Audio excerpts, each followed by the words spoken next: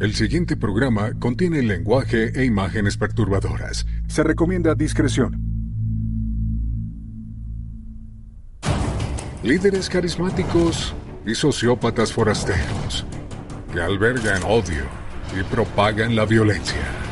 Tenemos a un grupo de personas en una burbuja completamente controlados por un psicópata.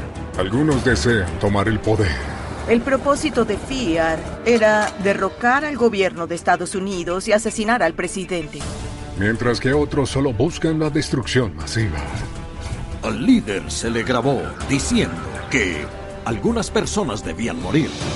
Están los Estados Unidos bajo la amenaza de un mundo loco. Nadie atrapa a todos los terroristas antes de que ataquen. No podemos detenerlos a todos. Hay quienes creen en la existencia de un libro.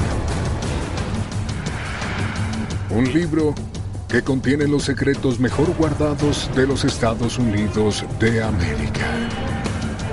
Un libro cuya existencia solo conocen unos pocos elegidos. Pero si existe tal libro, ¿qué contendrá? ¿Historias secretas? ¿Planes secretos? ¿Mentiras secretas? ¿Existe realmente el libro de los secretos de Estados Unidos?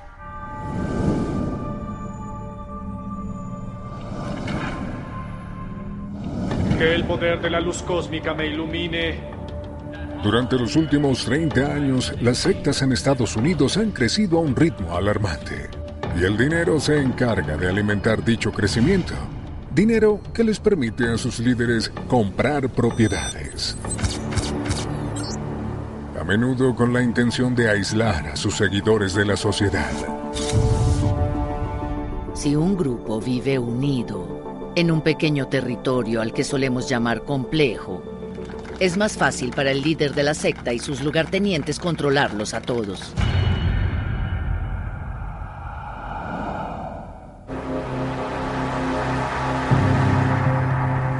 ...1935... Una vasta extensión de terreno abierto en Waco, Texas, se convierte en el hogar de una secta religiosa conocida como los Davidianos.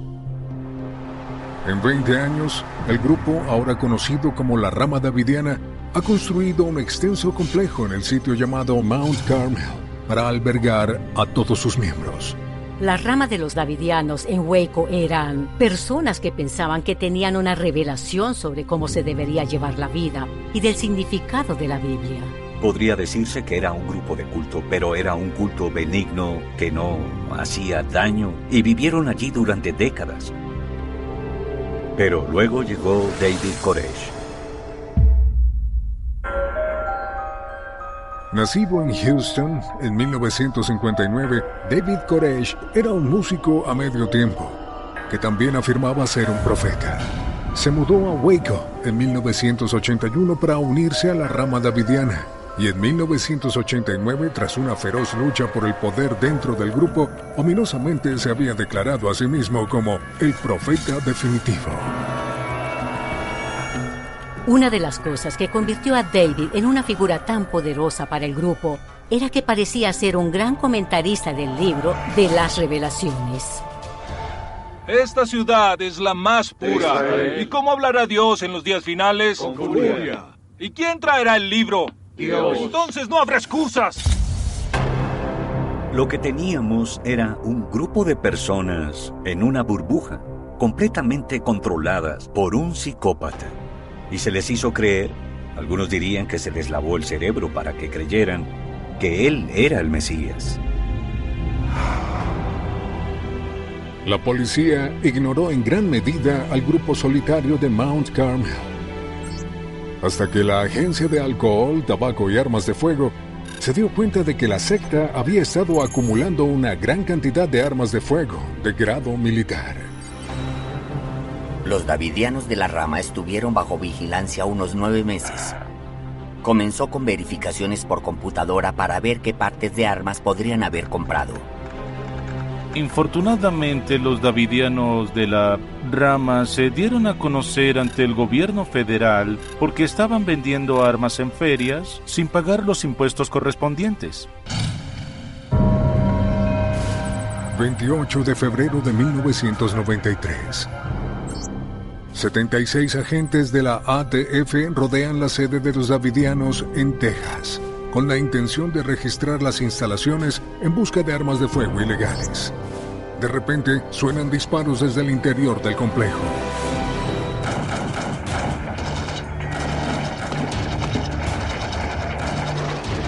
¡Rápido, entren! Se desata un intenso tiroteo.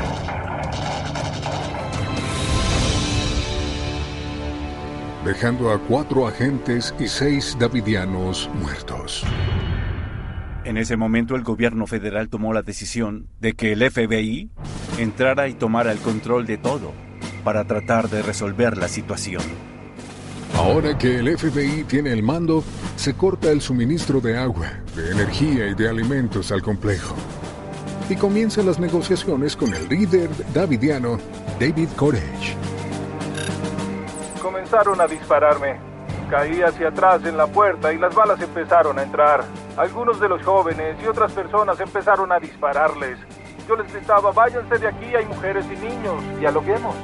Nuestro objetivo era llegar a una solución en la que los davidianos de la rama soltaran las armas y salieran del complejo para que todo pudiera resolverse de una manera no violenta. El 19 de abril, después de un enfrentamiento de 51 días y bajo órdenes de la fiscal general de Estados Unidos, Janet Reno, helicópteros, tanques y vehículos blindados llegan al complejo de los davidianos a las 6 de la mañana. Se tomó la decisión de pasar a lo táctico. Resultó ser la más terrible decisión y murió gente a causa de ello. La gente de Mount Carmel disparó contra los tanques que envió el FBI unos 2 minutos después de que estos llegaron. De inmediato el FBI comenzó a lanzar gas CS hacia el edificio. 7:30 AM. Un vehículo blindado atraviesa la pared frontal del edificio principal. Personas del FBI y del gobierno federal creían que ya habíamos intentado todo y que la única forma de expulsar a los davidianos era lanzar una gran cantidad de gas dentro del complejo para obligarlos a salir. David Koresh llegó a un punto en el que se dio cuenta de que si salía del complejo, iría a prisión. Ya no sería más el rey, no gobernaría a su grupo ni a su gente. Simplemente sería un prisionero en un conjunto de celdas. Entonces decidió que preferiría morir. Ese sería el final nefasto de David Koresh y se llevaría a todos sus seguidores con él. 12:07 p.m. Se reportan incendios en 3 lugares dentro del complejo. Las ráfagas de viento avivan rápidamente las llamas en todo el edificio. En cuestión de minutos, parte del techo colapsa, seguido de varias explosiones. Si existiera un libro sobre los secretos de Waco, sabríamos si David Koresh ordenó a sus seguidores que le prendieran fuego al edificio, o si este se incendió porque el FBI le arrojó gas CS. El FBI no provocó el incendio. David Koresh y la gente del edificio provocaron el incendio. Dejaré que los hechos hablen por sí mismos y seguiré buscando la verdad. El incendio que consumió el complejo de los davidianos duró 30 minutos y quemó a David Koresh y a 75 de sus seguidores, muchos de ellos niños. Cuando el humo se disipó, la tragedia pareció validar la paranoia que había alimentado gran parte de la ideología antigubernamental de los davidianos. Una ideología que ahora crecería y se propagaría como una enfermedad y que al final se vincularía con otra tragedia estadounidense: el atentado de Oklahoma City. Muchos grupos religiosos nuevos ven a todas las autoridades de la sociedad como potenciales enemigos.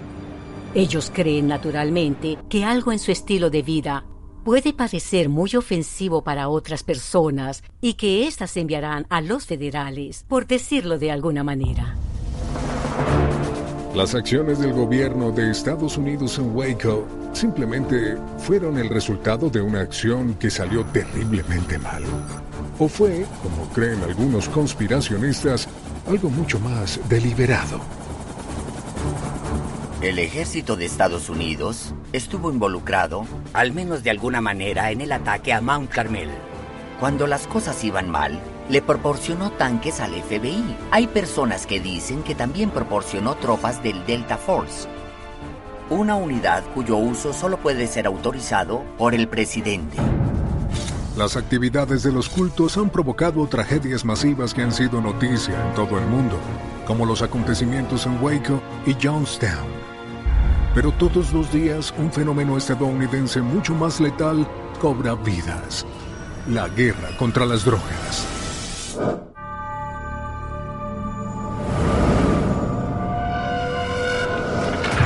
¡Al suelo! ¡Al suelo! ¡Al suelo! Heroína, cocaína, marihuana. A los ojos del gobierno de Estados Unidos, todas las drogas adictivas son iguales. Y si no se regulan, amenazan con destruir el orden social estadounidense. Estas drogas tienen efectos adversos para la salud y la seguridad pública. Lo importante es saber qué clase de país queremos ser, qué clase de país queremos tener y qué país dejaremos a la posteridad. Sin sus esfuerzos, estas drogas llegarían al mercado proporcionando ganancias al crimen organizado, nutriendo la drogadicción que ha causado daño a tantas vidas en nuestra sociedad. La guerra contra las drogas parece estar basada en consignas. Las drogas son malas, todo el mundo lo sabe y como lo son, vamos a luchar contra ellas. Bueno, pero ¿qué significa luchar? Significa que tienes gente con armas y helicópteros irrumpiendo y haciendo redadas. Señora, por favor, tenemos una orden de registro. Tal vez está bien para la televisión, pero no reduce el abuso de sustancias y no resuelve los problemas que tiene Estados Unidos con respecto al abuso de drogas. Pero el fundamento de la guerra de Estados Unidos contra las drogas se basa de verdad en la protección de sus ciudadanos. ¿O es un intento del gobierno de Estados Unidos para explotar el apetito estadounidense por la indulgencia, en un esfuerzo por promover otros planes más secretos? En los albores del siglo XX, un grupo de cruzados morales llamado la Liga Anti-Saloon creía que Estados Unidos estaba siendo atacado por una sustancia mortal: el alcohol. Cuando se implementó la ley seca, eso marcó una época de gran cambio social en Estados Unidos. El movimiento por el derecho al voto había crecido hasta su punto máximo. El alcohol es una droga peligrosa y se le asoció con la violencia, gran parte de esa violencia contra las mujeres. También hubo quienes se opusieron al consumo de licor por otras razones menos morales. En ese momento, en la sociedad estadounidense, la inmigración era un tema candente. La preocupación se daba por los inmigrantes italianos e irlandeses, los cuales eran grandes bebedores. Entonces, las leyes contra el alcohol estuvieron dirigidas en parte contra esos grupos de inmigrantes. El 16 de enero de 1919 se ratifica la 18ª enmienda a la Constitución. Ahora, el gobierno federal prohibía la fabricación, venta o transporte de bebidas embriagantes. Pero a pesar de la atenta mirada del Gran Hermano, como la mayoría de los frutos prohibidos, resultó demasiado difícil resistirse al licor.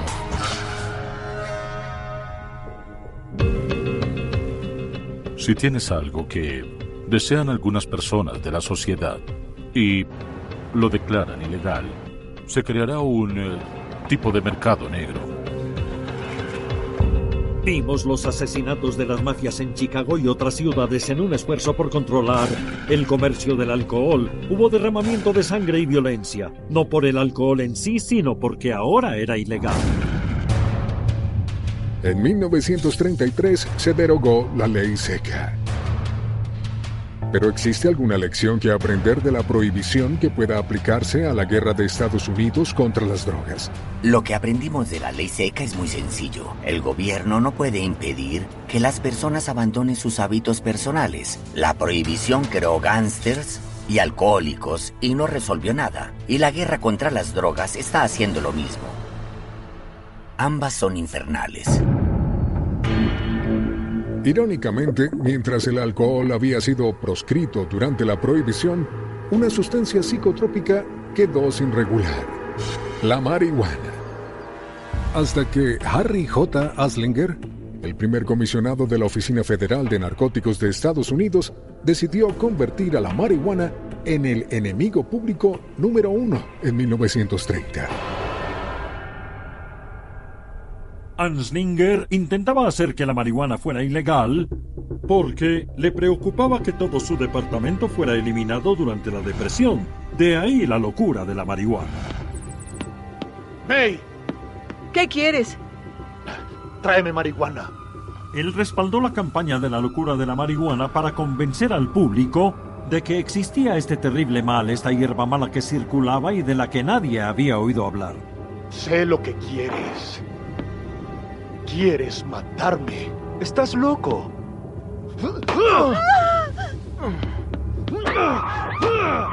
Lo que hizo Anslinger fue filtrar historias sobre horribles asesinatos presuntamente cometidos por personas que habían fumado marihuana. Luego iba y citaba dichas historias cuando testificaba ante el Congreso.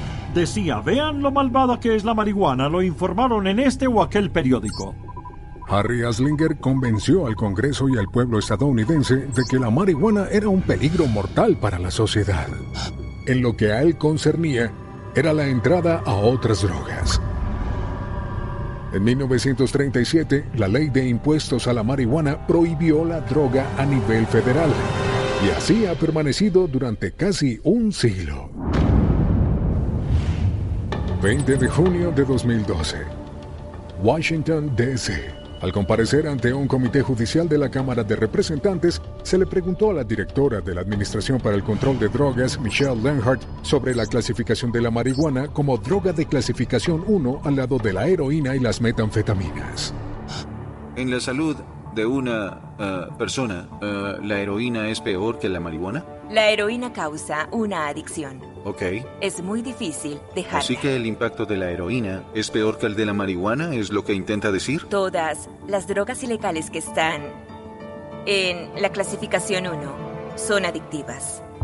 Pensé que reconocería con relativa rapidez que la marihuana no es tan dañina como la heroína, pero ni siquiera pude lograr que ella aceptara ese hecho científico básico. Estar en la clasificación 1 significa que no existe un objetivo médico-científico comprobado para la droga. Y en el caso de la marihuana, aunque muchas personas parecen creer que es un buen medicamento, el hecho es que en realidad no existe evidencia científica, al menos no he visto ninguna que demuestre que es un medicamento seguro y eficaz para determinado propósito. La posición del gobierno federal es que la marihuana es una droga peligrosa sin valor médico. Eso equivale a decir que la luna está hecha de queso fresco. Se han escrito muchos artículos serios en revistas científicas, revisados por otros científicos que hablan de la utilidad medicinal de la marihuana. El hecho de que la Administración para el Control de Drogas considere a la marihuana como narcótico nocivo podría basarse en una preocupación legítima por la salud y la seguridad pública, ¿o hay otra razón, quizás más secreta, para prohibir dicha sustancia? Es la policía, tengo una orden de registro y voy a entrar, vamos. La prohibición de la marihuana está en el centro de la guerra contra las drogas. Si tomamos en cuenta el número de personas arrestadas cada año, que ahora suman un poco más de 750,000 durante los últimos años, si eliminamos eso de la ecuación, tendríamos un problema de drogas que parecería pequeño para Estados Unidos. En noviembre de 2012 se trazaron nuevas directrices de lucha en la guerra de Estados Unidos contra las drogas, ya que los residentes de los estados de Colorado y Washington votaron a favor de legalizar la marihuana para uso recreativo en los adultos. Definitivamente huele a libertad. La ley de sustancias controladas dice que es ilegal comercializar, cultivar y vender marihuana. Según las leyes federales, entonces hay un conflicto. El gobierno debe hacer cumplir las leyes federales y lo mismo debe hacer el Departamento de Justicia.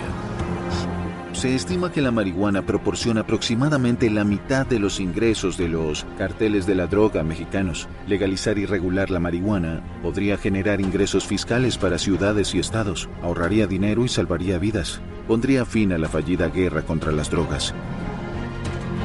Para el año 2020, 42 estados habían legalizado hasta cierto punto la marihuana. ¿La legalización y los impuestos podrían ser la respuesta? ¿La guerra contra las drogas podría ganarse tan fácilmente?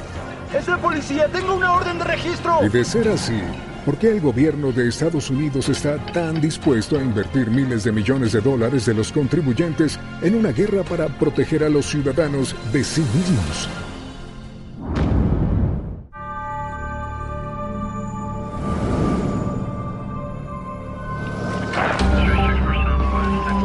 La política de cero tolerancia de Estados Unidos hacia el uso de las drogas ilícitas ha ayudado a convertir un país con el 5% de la población mundial en uno que alberga el 25% de la población carcelaria de todo el mundo. Pero dentro de estas cifras se encuentra otra estadística aún más impactante. Los afroamericanos, un grupo minoritario que representa solo el 15% de la población de Estados Unidos, comprenden casi el 40% de los prisioneros de Estados Unidos. ¿Pero por qué? Los afroamericanos son más proclives a ser detenidos. Es más probable que los busquen, que los arresten, que sean encarcelados. Cuando un chico negro es arrestado, en muchos casos, su madre no tiene los $2,000 o $3,000 para pagar un abogado. Así que lo que ocurre en muchos casos es que literalmente les dicen que si no se declaran culpables, les darán una cantidad increíble de tiempo en prisión. No creo que el Congreso, o para el caso cualquier otro estado, haya promulgado ninguna ley de drogas. Ni creo que ninguna ley de drogas, según mi experiencia, se haya aplicado alguna vez por motivos raciales. Eso raya en lo ridículo. Pero si los afroamericanos no son simplemente el objetivo de los prejuicios raciales, entonces ¿qué podría explicar las escalofriantes estadísticas relacionadas con el abuso de drogas dentro de sus comunidades? Enero de 1970. Estados Unidos entra en la segunda década de la Guerra de Vietnam. En el corazón de una región conocida como el Triángulo de Oro, un área responsable de la mayor parte de la producción mundial de opio, la CIA reclutó a miembros de una tribu local para ayudar al esfuerzo bélico de Estados Unidos contra Vietnam del Norte. Bajo el liderazgo del general Vang Pao, se les conoció como el Ejército Secreto. La buena noticia era que Pao era un ferviente anticomunista. La mala noticia era que él y sus compañeros que luchaban por la libertad eran traficantes de drogas. Nuestros aliados en Vietnam se ganaban la vida vendiendo y distribuyendo heroína en todo el mundo, directo a los cerebros y las venas de nuestros soldados, de nuestros niños, de mi hermano. Pero ellos estaban protegidos porque así era como se mantenían a sí mismos. El Congreso no les pagaba. Incluso se ha afirmado que la aerolínea encubierta, propiedad de la CIA, Air America, participaba activamente en el transporte de opio y heroína para Vang Pao. Vietnam marcó una nueva era para la CIA. Ellos vieron lo fácil que era transportar drogas no solo usando a Air America y el área local, sino también el transporte militar. La cruda realidad de la era de Vietnam es que la CIA manejaba drogas. Esto tiene que ver con el hecho de que los presupuestos de la CIA eran limitados y la ambición de los agresores que pertenecían a estas agencias no tenían límite. ¿Podrían ser ciertas semejantes acusaciones? ¿Es posible que fuerzas rebeldes dentro de la CIA y los militares estadounidenses se involucraron conscientemente en el tráfico de drogas? O esta teoría conspirativa tan audaz podría ser una de las consecuencias indeseadas de la guerra encubierta contra las drogas en Estados Unidos. Harlem, Nueva York. En la década de 1920, un renacimiento cultural tomó a este barrio de la parte alta de la ciudad de Nueva York. Estrellas afroamericanas como Ella Fitzgerald, Duke Ellington y Count Basie ayudaron a forjar el nuevo movimiento negro. Se presentaban en lugares con los tiquetes totalmente vendidos, con público blanco y negro, y en lugares emblemáticos como The Cotton Club, The Savoy Ballroom y el Apollo. Pero para los años 70, la alguna vez animada comunidad fue infectada por una mortal epidemia de pobreza y crimen. Y la heroína era la droga preferida. Y un ambicioso hombre de negocios llamado Frank Lucas se convirtió en el nuevo rey de Harlem. Frank Lucas fue una de las figuras más infames del tráfico de drogas en Harlem. Conseguía heroína de alta calidad a un precio muy bajo, lo que le permitió monopolizar el tráfico de drogas en Harlem, como ningún otro hombre negro lo había hecho. La epidemia de la heroína destruyó nuestra comunidad. Casi todos los que tenían edad suficiente para inyectarse heroína lo hicieron. La gente consumía drogas con fines recreativos, pero luego de repente te dabas cuenta de lo terribles que eran. La gente estaba sufriendo sobredosis y la diversión terminó. Hay comunidades en lugares donde, a pesar de que tus padres y tu hermano mayor usaban drogas, los veías perder la vida por eso. Seguías haciéndolo. Y eso demostraba las pocas esperanzas que tenías. Pero dos preguntas se quedaron sin respuesta. ¿Cómo y por qué la heroína se extendió tanto en Harlem? Frank Lucas logró establecer una conexión que le permitió transportar heroína, supuestamente en los ataúdes de los soldados estadounidenses muertos. Trabajé como agente encubierto en el sudeste asiático, de hecho durante la guerra de Vietnam, y me asignaron un caso que involucraba el contrabando de heroína en los cadáveres de nuestros soldados muertos en Vietnam. Y el informante era un soldado. Él me dijo que las mismas personas que habían sido protegidas eran la fuente del contrabando de heroína en los cadáveres de nuestros soldados. Creo que simplemente me negué a reconocerlo. Pensé sencillamente que eso no era cierto y lo enterré en algún lugar de mi subconsciente. La línea de suministro de heroína de Frank Lucas estaba relacionada con el tráfico de drogas por parte del ejército secreto de la CIA en el sureste asiático. Y de ser así, ¿quién lo sabía? Ese era el precio que pagaría Estados Unidos por su lucha contra el comunismo global. Y mientras que el impacto de Frank Lucas se sentía en Harlem, en el oeste, una nueva clase de forajidos comenzaba a tomarse las calles. Los Ángeles del Infierno.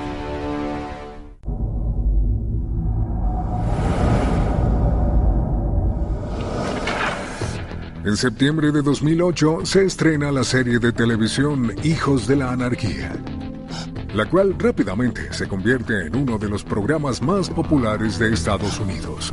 Por primera vez, un programa profundizaba en un club de motociclistas atrapados en el violento mundo de las drogas ilegales, las armas y los sicariatos. En 43 minutos habías tenido varios tiroteos y estabas enterrando cadáveres, castrando a un payaso pedófilo y sobornando a funcionarios del gobierno, y te decías, es solo un día más. La fascinación de Hollywood por las bandas de motociclistas no es algo nuevo. En las décadas de los años 50 y los años 60, películas como El Salvaje y Busco mi destino dieron forma a la perdurable imagen del motociclista rebelde. Los Ángeles del Infierno son la única banda que originó la idea del motociclista rebelde. Así que crearon, de manera brillante y magistral, una campaña de relaciones públicas que les permitió dar a conocer su marca en todo el mundo. Si le preguntas a una maestra de escuela, a una ama de casa, a un hombre de negocios que describa el estereotipo de un motociclista, dirá que es como un ángel del infierno. Nuestra sociedad los ve como rebeldes sin causa, los ven como vaqueros, como bandidos, como forajidos, pero con un aura de romanticismo. Las mujeres se sienten atraídas por el peligro y el poder, y los ángeles del infierno encarnan ambas cosas. Y creo que no hay nada más peligroso que viajar al lado de un ángel del infierno. Hay algo de sensual y sexual en ello. ¿Subirías al lomo del caballo de Jesse James? Yo lo haría. Unidad 31, entendido. Sin embargo, esta imagen ha demostrado ser un arma de doble filo para los ángeles del infierno, quienes han prosperado y han sido perseguidos debido a su reputación de bandidos. Pero, ¿qué es realidad y qué es ficción cuando se trata de la infame banda secreta de motociclistas? La imagen del motociclista renegado se remonta al 4 de julio de 1947. Cuando 4.000 motociclistas de todo el país se reunieron en la tranquila ciudad de Hollister, California. La cobertura de los medios pintó una imagen de una ciudad tomada por grupos de bandas de motociclistas fuera de control. Y cuando la revista Life publicó una fotografía de un miembro del club de motociclistas ebrio y rodeado de botellas de cerveza, nació la imagen del motociclista rebelde. Pero dicha imagen contaba toda la historia. La verdad de todo aquello era que la imagen era 100% montada. Había un reportero del San Francisco Chronicle llamado Barney Peterson. Él vio a aquel sujeto en la calle, lo puso en una motocicleta, recogió algunas botellas y latas de cerveza, las puso alrededor de la moto y tomó varias fotografías. A raíz del incidente en Hollister, un motociclista que asistió al evento, Otto Fiedley, formó un nuevo club de motociclistas en San Bernardino, California. Los llamó Los Ángeles del Infierno. Hay muchos mitos sobre cómo se crearon. Que eran viejos veteranos de guerra que regresaron y no podían encontrar un lugar a donde pertenecer. Algo de eso es cierto. Pero los ángeles del infierno pertenecían a la clase trabajadora, eran blancos privados de sus derechos, que intentaban perseguir el sueño americano en un lugar donde no podían hallarlo. El nombre de los ángeles del infierno proviene de un escuadrón de bombarderos de la Segunda Guerra Mundial. Los ángeles del infierno adoptaron el rojo y el blanco como sus colores y decoraron sus chaquetas con el nombre del club y la ciudad junto con su logo, una calavera alada con un casco. Adoptaron muchos de los estilos militares, por lo que tienen un sistema de parches que sigue el modelo de las medallas militares. También tienen un sistema muy parecido al de los militares, y su jerarquía dentro de su propio grupo también es similar. El club se expandió rápidamente. Se abrieron nuevas sedes en California y en la década de 1960 incluso en el extranjero. El público, sin embargo, permaneció en gran parte ignorante de los ángeles del infierno hasta 1964, cuando la policía de Monterrey, California, acusó a 4 miembros de Los Ángeles de violar a 2 chicas adolescentes. Los políticos locales y estatales exigieron acciones, lo que acabó en la primera investigación oficial de la policía sobre el club. Thomas Lynch era el fiscal general del estado de California en 1965 y emitió el informe Lynch. Estaba escrito de manera bastante dramática, parecía ficción en cierto modo. El informe Lynch retrató a Los Ángeles del Infierno como una amenaza en el estado de California y perturbó muchas personas.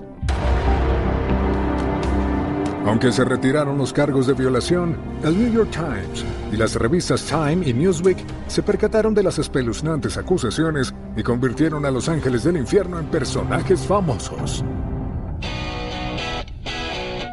Pero la imagen de forajidos peligrosos y violentos que tenían Los Ángeles del Infierno se consolidó realmente cuando los Rolling Stones los contrataron como personal de seguridad en un concierto a las afueras de San Francisco en 1969. Los Rolling Stones no tenían idea de con quién estaban tratando hasta subir al escenario, y Los Ángeles del Infierno consumían drogas, y alguien podía salir lastimado.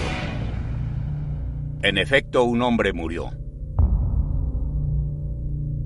Ya nadie quería a Los Ángeles del Infierno. Se veían como hippies malos, como la familia Manson, y esa es una reputación que conservan desde entonces. Pero mientras que su estrella se desvanecía en Hollywood, un miembro transformó a Los Ángeles del Infierno en el club de motociclistas más grande y poderoso del mundo, Ralph Sonny Barger. Creo firmemente que, de no ser por Sonny Barger, Los Ángeles del Infierno no existirían. Creo que él fue muy importante en el sentido histórico de esa organización. Sonny Barger se convirtió en miembro a los 19 años. Pasó a ser presidente del acta constitutiva de Los Ángeles del Infierno en Oakland.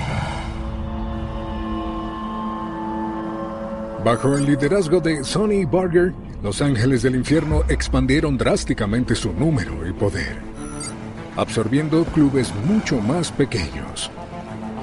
Cuando asumió la presidencia en 1958, el club tenía unos 200 miembros. Una década después, ese número había aumentado a más de 1,000.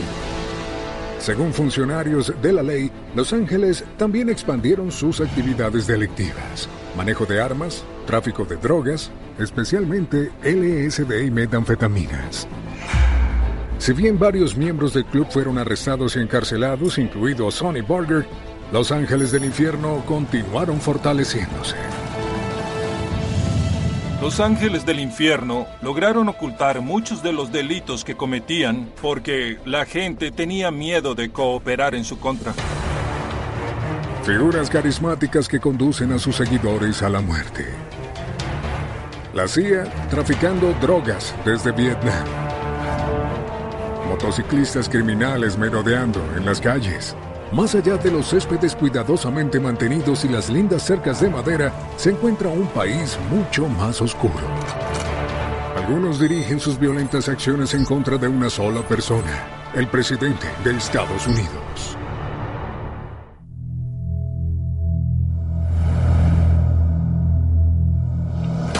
Washington, D.C., 26 de julio de 2019. El presidente Donald Trump y su esposa Melania llegan al Hotel Trump International para una cita nocturna en el BLT Steakhouse.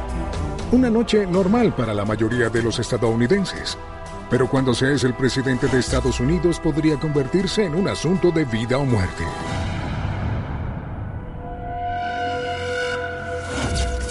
Cada vez que sales de la Casa Blanca con el presidente eres vulnerable.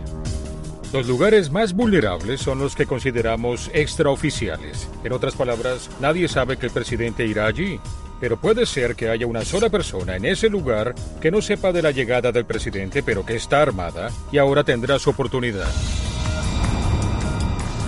La historia moderna muestra que las figuras políticas de todo el mundo corren el mayor riesgo de ser asesinadas que las mismas personas a las que juraron representar. Y ese fue el caso hace más de 100 años. Virginia, 9 de abril de 1865. El general confederado Robert E. Lee se rinde ante los oficiales de la Unión. Tras 4 años de derramamiento de sangre y un estimado de 750,000 bajas, la guerra civil estadounidense ha terminado oficialmente. Pero cientos de soldados confederados y simpatizantes continúan luchando, aferrándose amargamente a la idea de que el sur resurgirá de nuevo. ¿Cuál era el principal objetivo de su ira? El presidente Abraham Lincoln. Los militares insistían en que necesitaba protección, que aceptara protección policial, que la guerra civil continuaba, pero él se rehusó. La idea de que una persona o un grupo de personas quisieran asesinar al presidente de Estados Unidos parecía un crimen tan abominable que no se consideraría tan tangible en esa época como lo es ahora. A pesar de la gran amenaza y del hecho de que la antigua frontera confederada estaba a menos de 5 kilómetros de distancia en Virginia, el 14 de abril, el presidente Lincoln y su esposa deciden asistir a una presentación de la obra Our American Cousin, una comedia, en el Centro Teatro Ford. Sin saber que el actor y simpatizante confederado John Wilkes Booth estaba al acecho, tramando el asesinato del presidente. John Wilkes Booth odiaba a Lincoln, odiaba la Unión, odiaba a los afroamericanos y tenía unos 9 o 10 conspiradores que lo ayudaban. Y la idea no era solo matar a Lincoln, sino también al vicepresidente Johnson y al secretario de Estado, Seward. Toda la línea de sucesión, el presidente, el vicepresidente, el secretario de Estado, eliminarlos. Si esas 3 personas morían, revivirían el esfuerzo bélico. La única protección de Lincoln fuera del palco presidencial era su guardaespaldas John Parker. A John Parker se le consideraba bastante incompetente. Sin embargo, de alguna manera lo asignaron al pequeño grupo responsable de proteger al presidente Abraham Lincoln. Se suponía que debía estar sentado afuera del palco, pero no cumplió con su deber. Al parecer, estaba bebiendo en una taberna cercana, o tal vez se desplazó a otro balcón para tener una mejor vista de la obra. Así que no estaba presente.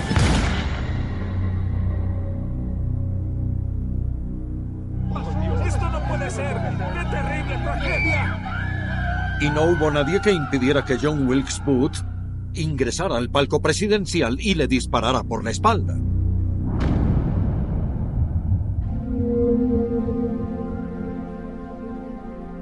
Abraham Lincoln murió por la herida de bala a las 7:22 a.m. del 15 de abril de 1865. Fue el primer presidente de Estados Unidos en ser asesinado. 10 días después, John Wilkes Booth encontraría su propia muerte con una pistola, después de ser perseguido y atrapado en un granero en Virginia.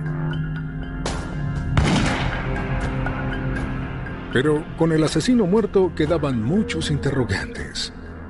¿Booth y sus compañeros conspiradores eran realmente simpatizantes de la Confederación? ¿O eran parte de un complot más grande? La pregunta más importante en el complot que involucró a Lincoln es si hubo una conspiración mayor en la que estaba el gobierno confederado, el servicio secreto confederado e incluso tal vez el presidente de la Confederación, Jefferson Davis. Miren, era innegable que John Wilkes Booth tenía varios nexos con la Confederación. Es innegable. Visitaba el Hotel St. Lawrence en Montreal, Quebec, un conocido lugar que frecuentaba el servicio secreto confederado, y cuando se produjo el tiroteo él salió por la puerta trasera, fue hasta Virginia y escapó. Y se encontró con miembros del servicio secreto confederado como Samuel Modd y otras personas. Pero si hubo una conspiración confederada para derrocar al gobierno, entonces ¿por qué el secretario de guerra, Edwin Stanton, el segundo hombre más poderoso de Washington, no fue atacado? Stanton hizo una serie de cosas inusuales que hicieron sospechar de su complicidad en el asesinato. Lincoln pidió que 2 personas diferentes lo ayudaran a protegerlo aquella noche, y Stanton les negó a ambas el acceso al presidente. El asesinato de Abraham Lincoln pudo haber sido más que un complot de simpatizantes confederados descontentos. Pudo haber sido un intento de golpe de Estado ideado por un miembro prominente de su propio gabinete. Uno que aseguraría que el sur fuera severamente castigado durante los años posteriores a la guerra. Y si es así, eso significa que John Wilkes Booth fue poco más que un chivo expiatorio, un peón en un juego político mucho más grande. Si bien muchas personas en aquel momento debatieron sobre cuál fue el verdadero motivo detrás del asesinato de Lincoln, una cosa era segura: el personal de seguridad del presidente necesitaba mejorarse considerablemente. ¡Señor presidente! Irónicamente, entre las herramientas más valiosas para proteger a los actuales presidentes de Estados Unidos, así como a los que van a venir en el futuro, están las lecciones aprendidas, tanto de los últimos 4 asesinatos presidenciales, como de las casi 2 docenas de intentos fallidos. Con todos los asesinatos o los intentos fallidos, el servicio secreto se replantea y estudia por completo la situación. Analiza todos los ángulos posibles para intentar determinar qué salió mal y cómo podría solucionarlo para que jamás vuelva a suceder. Se han instituido varias cosas que pueden apreciarse. Se usan más detectores de metal. Ahora escoltan al grupo de prensa. Pero si bien estas nuevas medidas evitarán, con suerte, que se repitan los errores del pasado, ¿podría el servicio secreto estar completamente preparado para los peligros nuevos y emergentes? Proteger al presidente es un trabajo imposible, porque los presidentes en últimas deciden qué protección quieren. Y si un agente le dice que no se exponga ante la multitud, el presidente simplemente podría ignorarlo. La necesidad del presidente de hacer campaña, dar discursos, estrechar la mano y realizar deberes públicos de verdad representa la mayor amenaza para el cargo más elevado. Y de ser así, eso significa que el máximo secreto de los asesinatos presidenciales es que aquellas libertades constitucionales que garantizan la expresión, la privacidad y el derecho a portar armas son igualmente peligrosas. Quizás. O tal vez la mayor amenaza para el presidente es la idea errónea de que poner fin a la vida de una persona pueda cambiar el curso de una nación o su destino.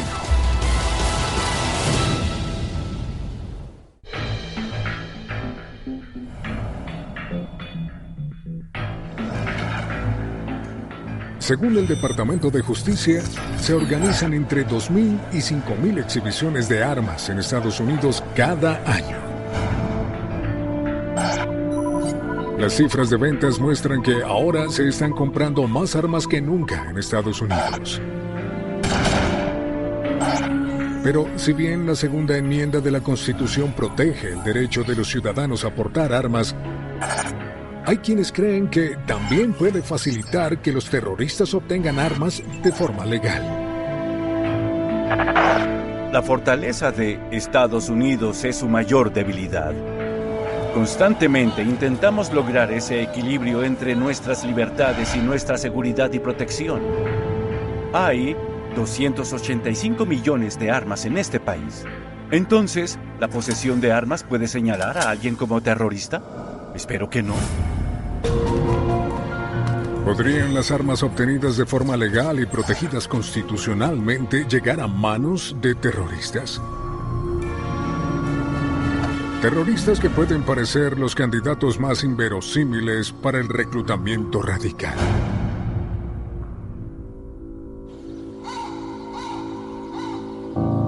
...5 de diciembre de 2011... a 64 kilómetros al suroeste de Savannah, en el condado de Long, Georgia.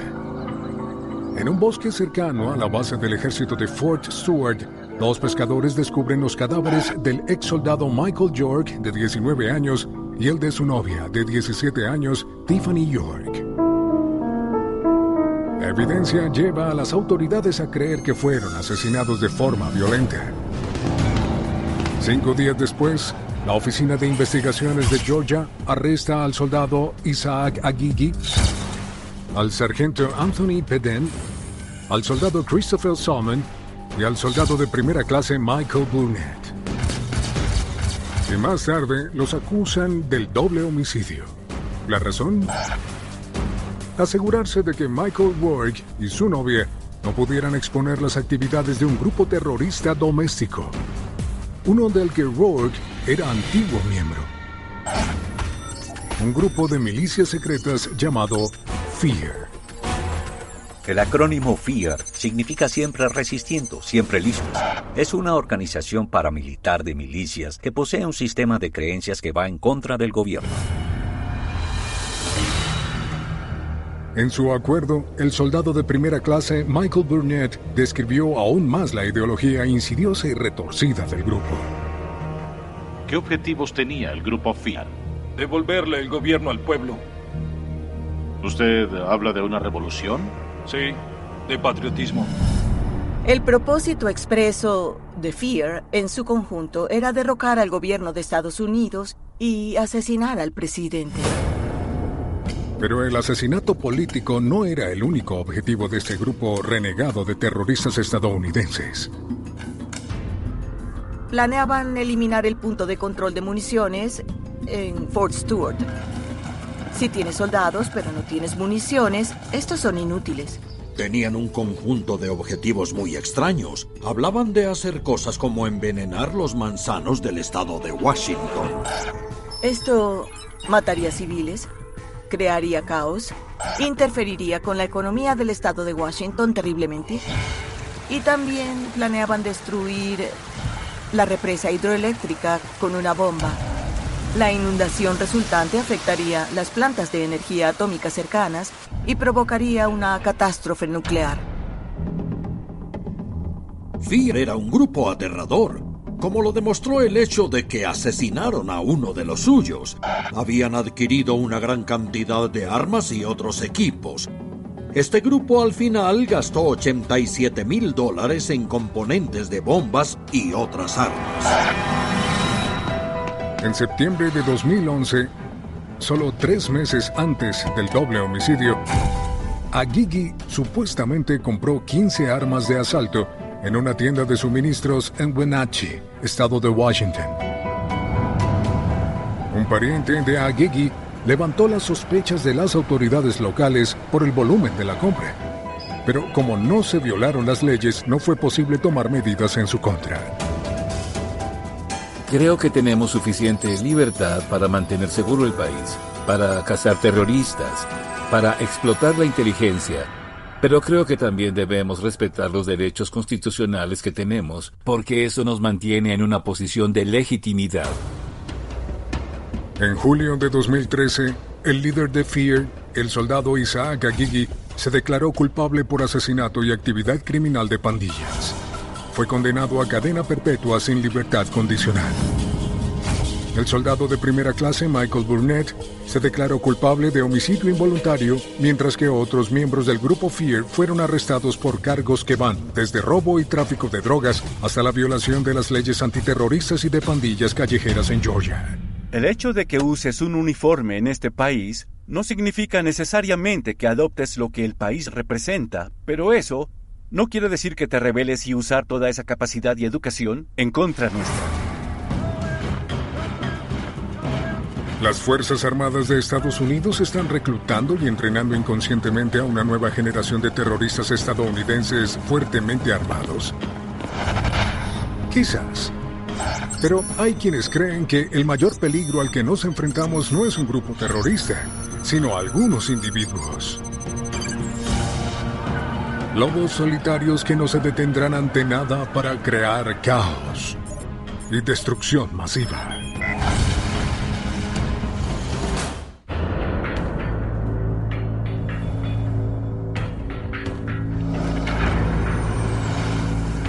Primero de noviembre de 2013.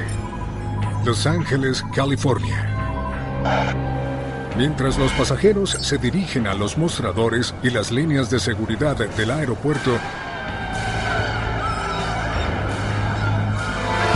los disparos de un arma semiautomática provocan la histeria entre cientos de personas. Antes de apuntarles a sus víctimas, el pistolero solitario caminó tranquilamente entre la multitud que gritaba y les preguntaba que si eran parte de la TSA, Administración de Seguridad en el Transporte. Antes de ser detenido, una persona había muerto, 2 estaban heridas y uno de los principales centros de transporte del mundo había colapsado. Su pretexto era que estaba enojado con el gobierno y La forma de gobierno más simbólica para él era un agente de la TSA con el uniforme de la TSA. El tirador, más tarde identificado como Paul Ciancia, es solo uno de un creciente número de terroristas estadounidenses que prefieren actuar solos. Una particularidad oculta de los terroristas domésticos es su adopción a una resistencia sin líderes y a las tácticas del lobo solitario. Esto enfatiza la autoformación, la vigilancia de los objetivos por cuenta propia y la independencia de una identidad de grupo. Pero no todos los lobos solitarios son hombres estadounidenses autorradicalizados, como se demostró en un caso que comenzó el 16 de octubre de 2009, en Filadelfia, Pensilvania. En el Aeropuerto Internacional de Filadelfia, el FBI arrestó a Colleen LaRose, una pequeña mujer estadounidense de cabello rubio y ojos azules. Su crimen: brindar apoyo material a terroristas y planear un asesinato.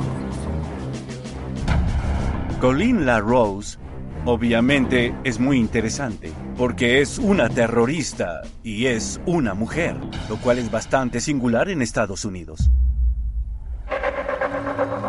Según los informes, en 2007, mientras estaba de vacaciones en Ámsterdam con su novio, LaRose tuvo una aventura de una noche con un musulmán.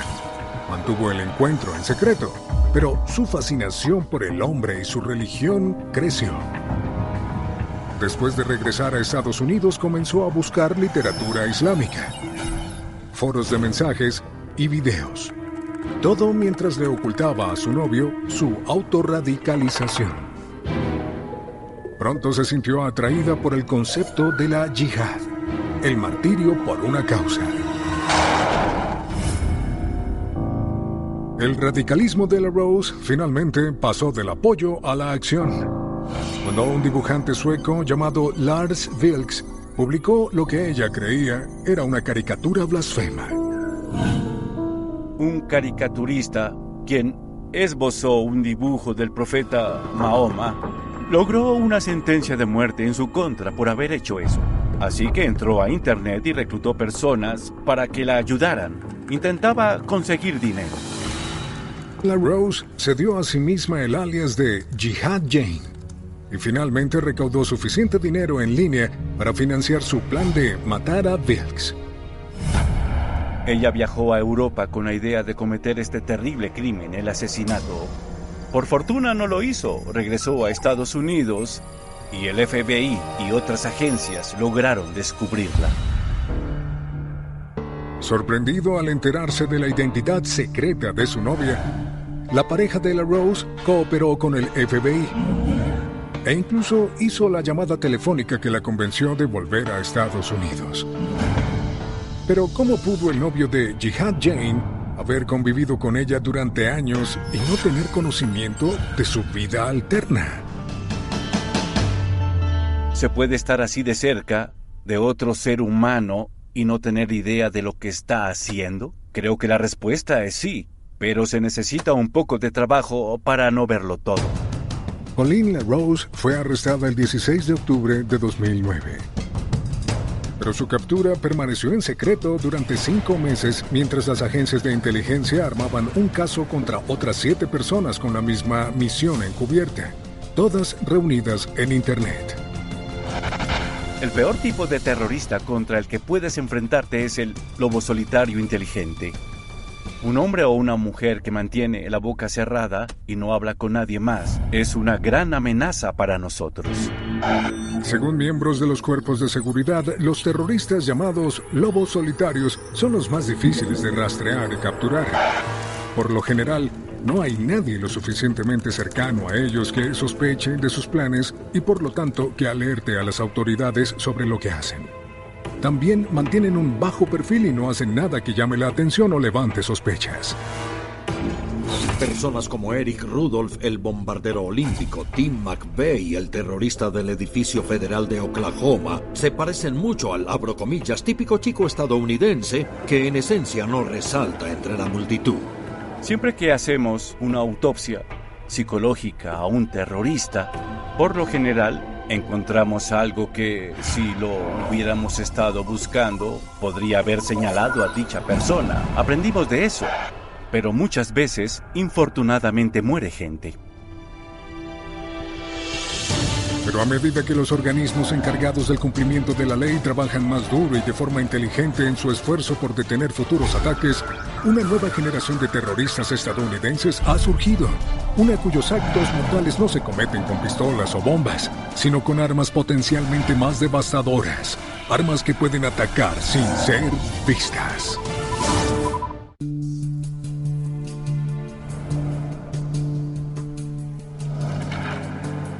Septiembre de 2011. En un restaurante de Georgia, se escucha a 4 hombres canosos quejándose del gobierno de Estados Unidos. Pero aunque la mayoría de sus compañeros los califican solo como un equipo de viejos gruñones, uno de ellos está convencido de que no solo se están quejando, sino que están conspirando. Hablaban de sus planes. Estos incluían asesinar funcionarios del gobierno y secuestrar a otros. Grabaron al líder diciéndoles a sus compañeros: cuando se trata de salvar la Constitución, algunas personas tienen que morir. Parte de su plan también incluía la liberación de ricina, una toxina mortal en las carreteras de Newark, New Jersey, Washington, D.C., Atlanta, Georgia, Jacksonville, Florida y Nueva Orleans, Luisiana. Lo que hace la ricina una vez que ingresa al cuerpo es bloquear toda la actividad celular. En realidad se produce la muerte de las células, lo que significa la muerte de los sistemas de órganos de todo el cuerpo, ya sean los pulmones, el corazón, el hígado, todo el sistema del cuerpo humano se descompone. El que inhale pequeñas cantidades de esto seguro morirá.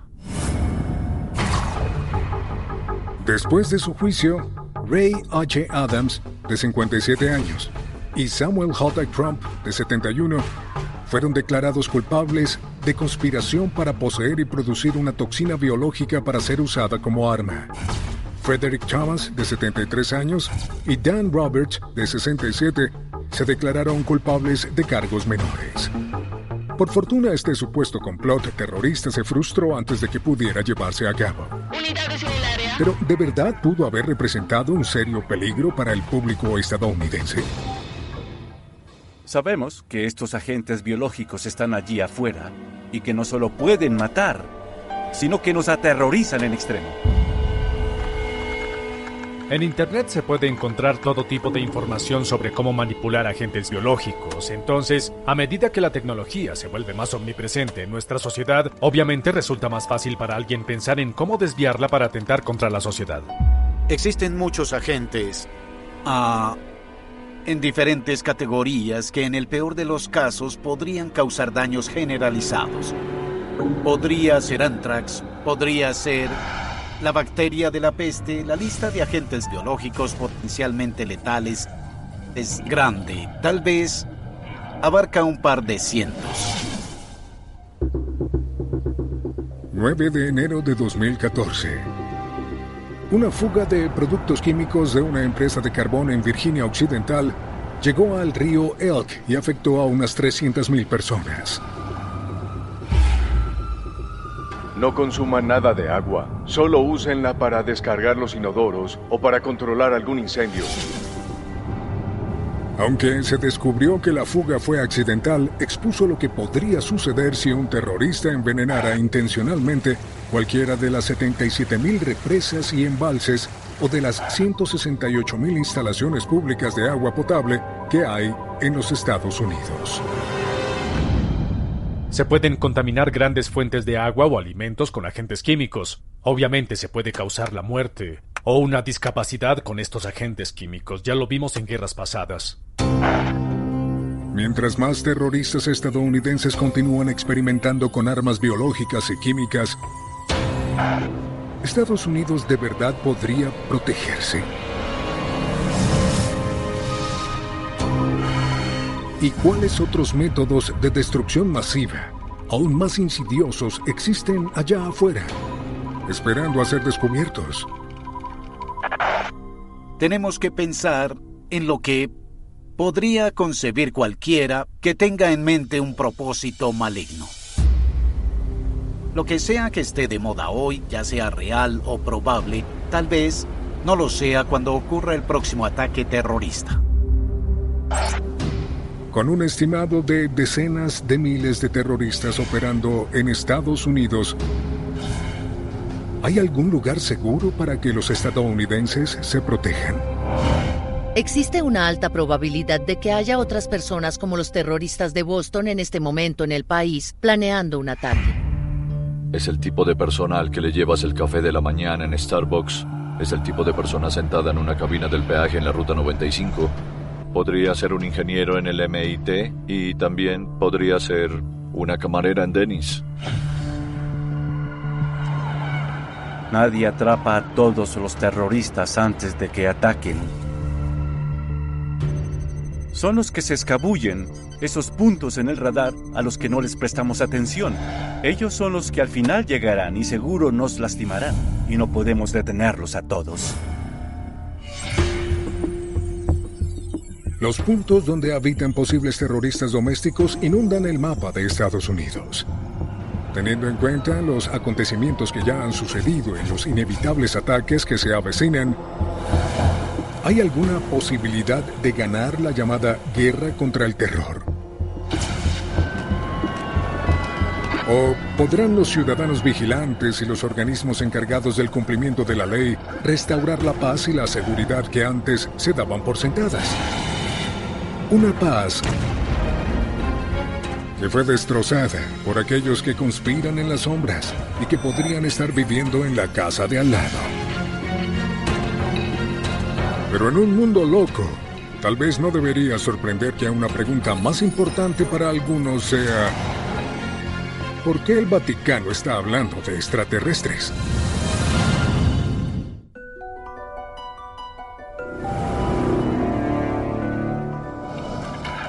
El 13 de mayo de 2008, l'Osservatore Romano, el periódico semioficial de la Iglesia Católica en Roma, publicó una entrevista con el reverendo José Gabriel Funes, el sacerdote jesuita que se desempeñó como director del Observatorio del Vaticano en Castel Gandolfo, cerca de Roma. Con el titular "El extraterrestre es mi hermano", Funes hizo una notable y audaz admisión de que no hay conflicto entre creer en Dios y la posibilidad de vida inteligente en otros planetas. En un veloz movimiento, la Iglesia Católica Romana contradecía siglos de sus propias enseñanzas. Esto rompería el molde de nuestra comprensión actual de la religión y nos haría ver que lo que pensamos que era mitología era un hecho en realidad. ¿Por qué el cambio de actitud? ¿La Iglesia Católica descubrió evidencia de vida en otros planetas? ¿O tal vez era el momento adecuado para que la Iglesia admitiera algo que siempre supo era cierto desde el comienzo? El Vaticano tiene algunos de los telescopios más avanzados del mundo. Tiene algunos de los radiotelescopios y equipos de transmisión y comunicación más avanzados del mundo. Y creo que saben las mismas cosas que sabe nuestro complejo industrial militar, que todo esto es muy real y que con el tiempo saldrá a la luz.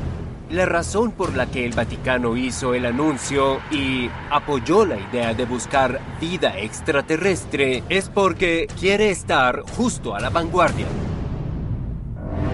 El anuncio del Observatorio del Vaticano también incluía planes para explorar los planetas exteriores y sus sistemas, con una atención particular en las lunas de Saturno, Titán y Encélado.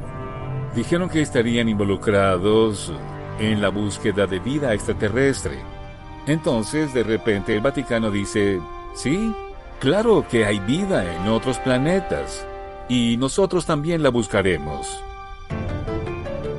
¿Podrían las lunas de Saturno tener realmente la clave de los orígenes extraterrestres de la vida en nuestro planeta? ¿Y el Vaticano admitirá que las antiguas religiones de la Tierra podrían, de hecho, tener orígenes extraterrestres antiguos? Incluso quienes creen en la teoría de los antiguos astronautas están escépticos. La idea de que la fuente de las religiones antiguas pudo haber sido la interacción con extraterrestres no es una idea que la religión organizada querría promover. ¿Qué está en juego para las religiones organizadas? Poder y control. Así de simple. Sin embargo, muchas personas en la comunidad de los antiguos astronautas afirman que muchas de las creencias y enseñanzas que componen las religiones del mundo no sirven para contradecir la posibilidad de la vida extraterrestre, sino para confirmarla. Uno de los puntos de referencia de las teorías de los antiguos alienígenas son las Sagradas Escrituras, los textos sagrados que podemos encontrar en todo el mundo. Y estos textos sagrados, en muchos casos, describen personas de las estrellas que descendían en algún tipo de máquinas voladoras.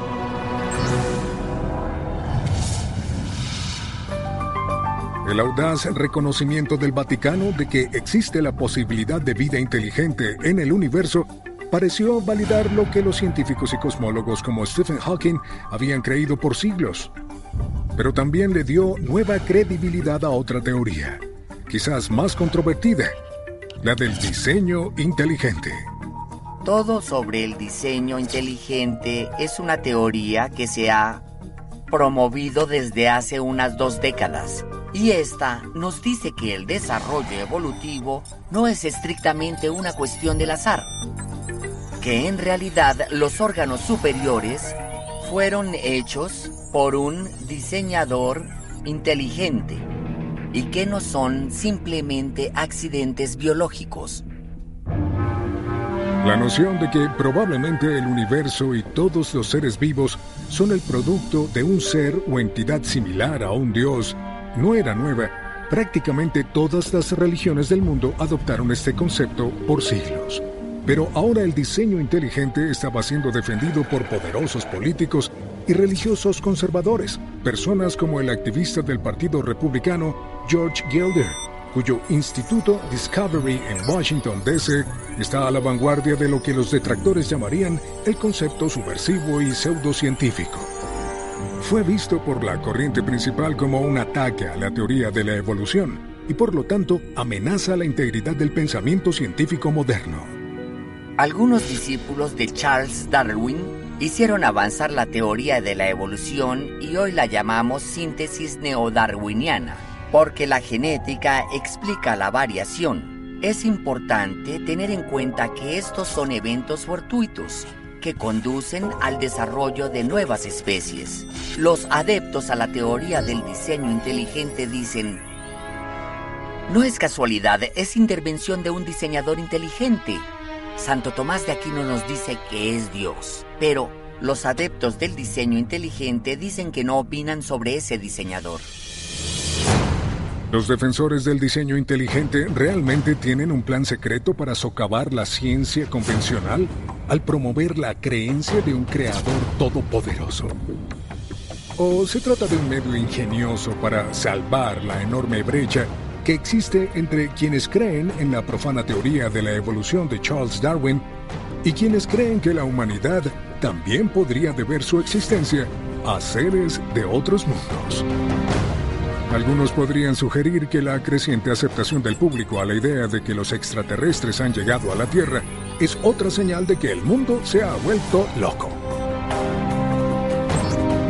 Pero quizás se pueda encontrar una teoría aún más audaz en el extremo opuesto del espectro: la teoría de que el alunizaje fue falsificado.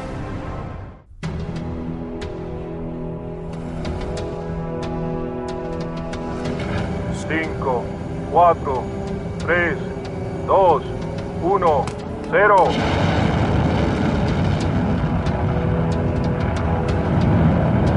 ...20 de julio de 1969. El logro supremo en la épica carrera de Estados Unidos con la Unión Soviética. Los astronautas estadounidenses se convirtieron en los primeros seres humanos en aterrizar en la luna de la Tierra. Visualizamos la superficie lunar. El comandante del Apolo 11, Neil Armstrong, se convierte en el primer hombre en caminar sobre la superficie lunar. Es un pequeño paso para el hombre, pero un salto enorme para la humanidad. Cientos de millones de personas en todo el mundo vieron con asombro cómo este hito de la ingeniería humana se transmitía en vivo por televisión. Pero no todos los que presenciaron el suceso estaban convencidos de su autenticidad. De hecho, algunos creen que el histórico alunizaje y los muchos que siguieron fueron un sofisticado engaño, filmado en el Área 51. Una de las teorías dice que la razón por la que las personas no pueden ir al Área 51 es porque si entraran personas y filmaran las dunas de arena, las montañas, etc., verían un terreno idéntico al que se vio en las fotos del alunizaje y las personas sabrían que las imágenes se filmaron en el mismo lugar y no en el espacio exterior. El dispositivo de exploración avanza. Las luces son particularmente desconcertantes, porque hay luz de fondo en el módulo lunar y en algunas de las fotografías. Sin embargo, ellos no llevaron luces a la luna. Eran sombras proyectadas. Debido a las luces para la película, los reflectores llamados Click eran unas luces que había en el desierto, en el Área 51, para simular el alunizaje durante la noche. Aquellos que creen que los alunizajes fueron una farsa señalan la bandera estadounidense, que supuestamente fue fotografiada en la superficie de la Luna. Adelante, ¿me copian? Dicen que el movimiento de la bandera muestra con claridad la presencia de viento. Adelante. Algo imposible en el vacío. Mientras la estaban plantando y manipulando, parece agitarse por algo que las personas afirman que es el viento. Pero en la luna hay vacío, lo que significa que no tiene oxígeno, que no hay aire. En otras palabras, no hay nada que haga agitar la bandera. Lo logramos. Entonces, ¿por qué el gobierno de Estados Unidos fingiría el alunizaje? Primero, por el prestigio nacional. El presidente Kennedy había prometido que llevaríamos a un hombre a la luna para finales de la década. Eso fue a comienzos de los años 60. Y cuando pusimos supuestamente a un hombre en la luna, en julio del 69, fue meses antes de la fecha límite. Creo que la razón por la que la historia evolucionó alrededor del Área 51 es porque los astronautas se entrenaron aquí en Nevada, en el desierto, porque era tan parecido al entorno lunar que los astronautas estuvieron aquí un tiempo. Ese es el vínculo. ¿Podría el gobierno de Estados Unidos haber fingido el alunizaje en el Área 51 para engañar a los soviéticos? ¿O podrían los secretos que se guardan en el Área 51 ser parte de un encubrimiento más siniestro de la Guerra Fría? En 2011 se publicó un libro titulado Área 51, An Uncensored History of America's Top Secret Military Base, por la periodista Annie Jacobson. En el libro, ella afirma que el líder soviético Joseph Stalin envió a Estados Unidos una nave en forma de disco controlada remotamente y repleta de niños alterados de forma quirúrgica que se estrelló en Roswell en 1947.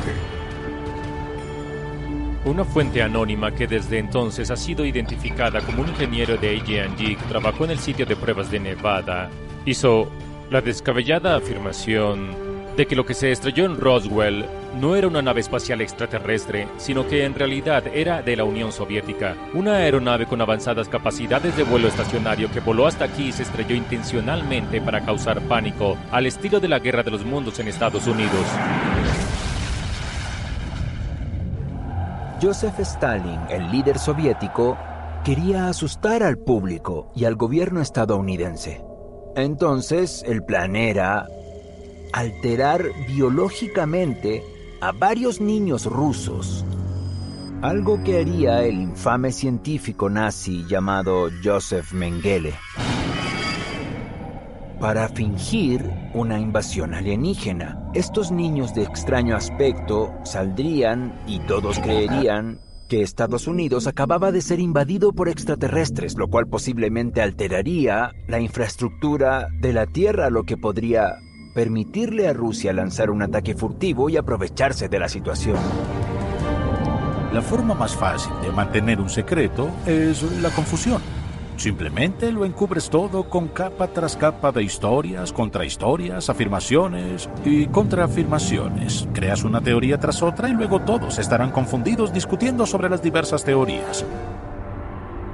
Así se guarda un secreto. ¿Cómo sabremos alguna vez si algunas de las historias que surgieron del Área 51 son ciertas? ¿Podría existir una intrincada mitología creada para encubrir la verdad?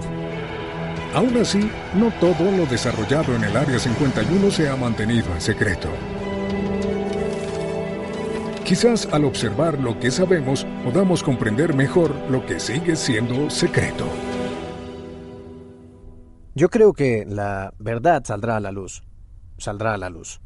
No se puede ocultar para siempre.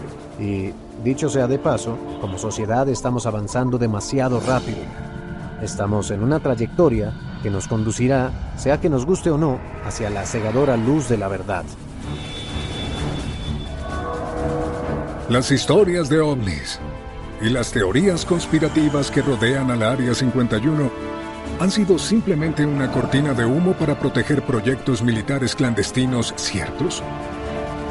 O la verdad sobre el Área 51 es en realidad más extraña que la ficción. Entonces no habrá comparada excusa. con la existencia de peligrosos líderes de cultos, asesinos a sangre fría y terroristas locales, la idea de que los extraterrestres han venido para intervenir en los asuntos humanos es una señal más de un mundo loco. ¿O esta fascinante posibilidad podría ofrecer alguna esperanza para un futuro que todos deberíamos aceptar?